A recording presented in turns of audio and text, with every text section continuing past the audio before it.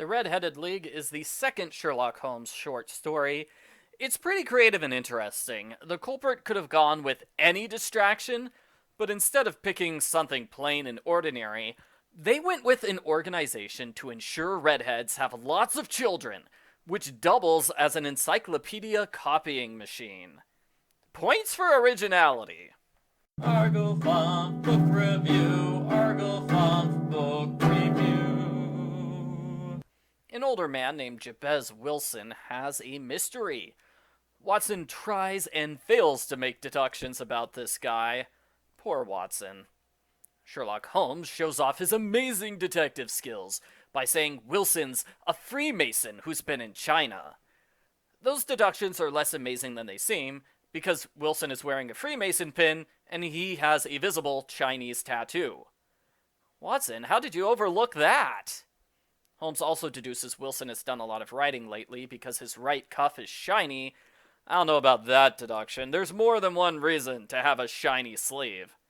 Are all of his shirts worn out in the same spot, or does he wear the same shirt every single day?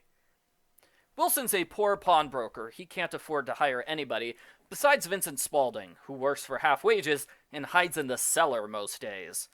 Spaulding was the one who told Wilson about the Red-Headed League, a group that pays redheads lots of money to do easy work. That sounds like it would be a dream job even if Wilson wasn't poor. For the past 8 weeks, Wilson has spent 4 hours a day copying out the encyclopedia. They paid him £32 to do this. Today, he discovered the entire thing was a weird scam. The Red-Headed League doesn't exist, and the man who is paying him is somebody working under a fake name. Holmes thinks about the situation for 50 minutes before coming to a conclusion. He confirms his suspicions by tapping the ground in front of the pawn shop, by checking Spaulding's knees, and by walking around the area. When Watson asks questions, Holmes refuses to answer. I'm not sure how to feel about this. On one hand, I like how readers are given all the clues to the mystery. They're challenged to put the clues together to reach the solution. On the other hand, Holmes is a jerk for not explaining anything to his best friend until the end. It's like he enjoys confusing Watson, so he goes out of his way to make things as hard to understand as possible. In this case, Holmes makes Watson get lunch and visit the music hall for hours. There is plenty of time for Holmes to explain what's going on. Instead, all he does is order Watson to return at night with a gun. That night, Holmes returns with the police.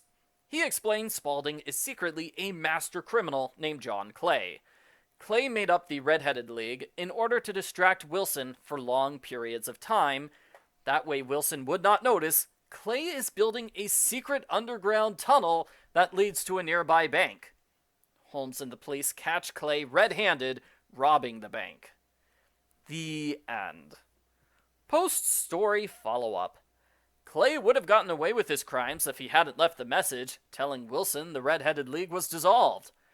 Why did he do that? Yes, the tunnel was finished and he didn't need to keep distracting Wilson, but the crime wasn't over. He should have kept the distraction going, just in case there was an unexpected problem which forced a delay. Instead, he canceled the distraction early, which not only brought attention to the scam, but also telegraphed his plans to commit a crime this specific night. Holmes is lucky the criminal mastermind made this big mistake. Holmes says Clay is the 4th smartest man in London, which makes it sound like Holmes has compiled a list of the smartest people in London, complete with rankings. I wonder who else is on the list and what the rankings are. Like, okay, well, is Moriarty above or below Mycroft? The story has a big, obvious error. The dates don't match up with each other. April 27th is not 8 weeks before October 9th. I'm told October is accepted as the true date for this story because the first line mentions autumn. Somehow it doesn't surprise me that Sherlock Holmes fans have made a detailed timeline of all of his adventures. Overall, it's another good, memorable mystery from Sherlock Holmes. I give Sherlock Holmes, The Red-Headed League, a thumbs up.